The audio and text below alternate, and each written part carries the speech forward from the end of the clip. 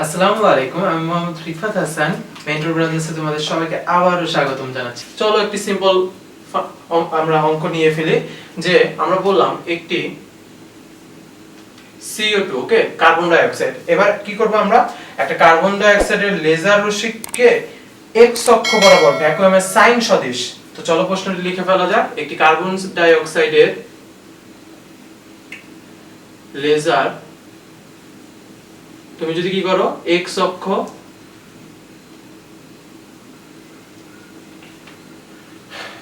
অক্ষ অভিমুখে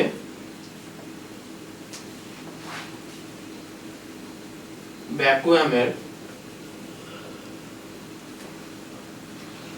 সাইন, দেখে নাও সাইন কিন্তু সদৃশ তাড়িত চৌম্বক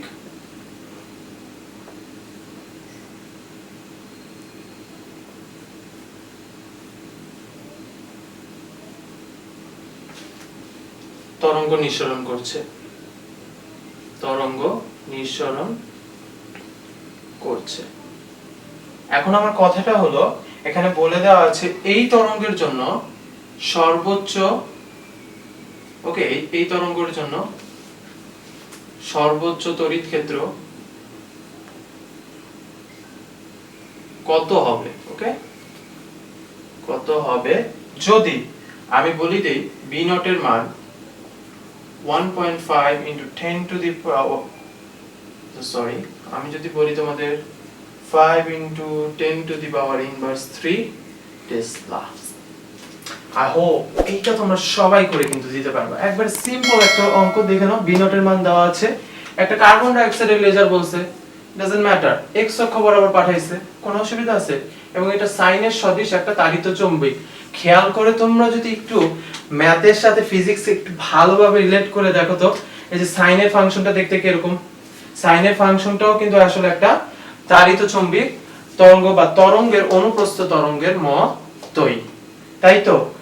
সো সেইখান থেকে এতটুকু কোনো আমাদের সমস্যা নেই। তরঙ্গ নিঃসরণ করছে, সেখানে বলে দিছে সর্বোচ্চ তড়িৎ ক্ষেত্র কত হবে যদি বি নট সমান আমাদের এখানে কত বলা আছে, 5 into 10 to the power inverse 3 Tesla হয়ে থাকে। একটু অ্যানসার করার চেষ্টা করো। চলো ভিডিওটা 1 মিনিট তুমি একটু স্টিল করি, আমরা একটু এটা করে ফেলার চেষ্টা করো তো, দেখি কে কে পারো। সূত্রটা লিখে ফেলো। সূত্রটা লিখতে পারলে জাস্ট ক্যালকুলেশন করবা and here you go, you will have the answer. তো চলো এই প্রবলেমটা আমরা কিভাবে করব। সেম আমরা সূত্রটা জাস্ট লিখবো, E naught divided by B naught will is equal to C। সেইখান থেকে আমরা জাস্ট E নট কে একা করব, E নট একদিকে আর সারা দুনিয়া অন্যদিকে। C এর মানটা বসিয়ে দাও, 3 into 10 to the power 8। আর এককটা লেখা শিখো, এতে তোমাদের মার্কস কাটা ছাড়াও তোমরা আসলে উন্নতি করতে পারবা, এককগুলো মাথায় নিয়ে ফেলতে পারবা। এবং বি এর মান আমাদের দিয়ে দিয়েছে, দেখো 5 into 10 to the power inverse 3 Tesla. here you go, now you will calculate this one। এবং আমরা যদি এইটাকে এমনও ক্যালকুলেট করতে পারি, দেখো 3 5 ক্যালকুলেট ছাড়াও 3 5 কিন্তু 15 হয়, আর 8 থেকে যদি -3 চলে যায়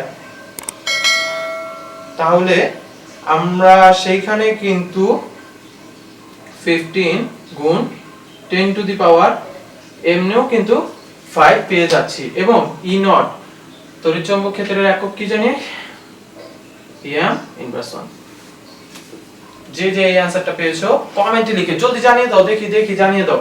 অনেকে এই অ্যানসার ক্যালকুলেশন করলে এই অ্যানসারটাও পেতে পারো, ওকে, এই অ্যানসারটাও পেতে পারো। আবার জানো তোমরা এমসিকিউ তে আরেক ধরনের কিন্তু অ্যানসার পেতে পারো। সেটা কি জানো, এই দেখো তো 10 to the power 6 থাকলে কি বলি আমরা, মেগা বলি। তার মানে তোমাদের জানো এমসিকিউ তে এই অ্যানসারটা এই লাইনেও দেওয়া থাকতে পারে। সেটা কত, 1.5 m v m ইনভার্স 1। দেখে কিন্তু ঘাবড়ে যাবে না।